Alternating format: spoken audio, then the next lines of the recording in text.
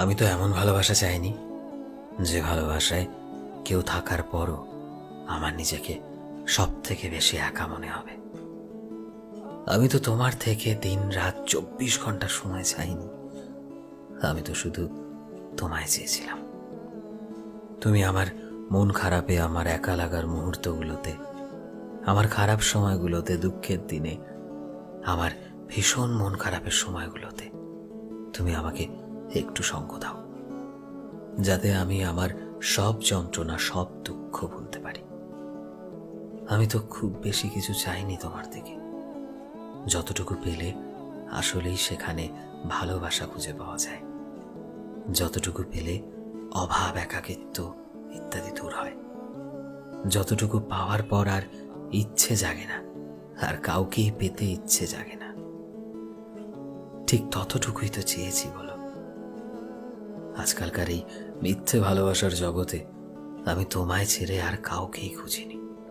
আমি শুধু তোমার মাঝেই নিজেকে খুঁজে পেতে চেয়েছিলাম। তোমার অবহেলায়, হতাশায় নয়, আমি তোমায় ভালোবাসায় পূর্ণ হতে চেয়েছিলাম।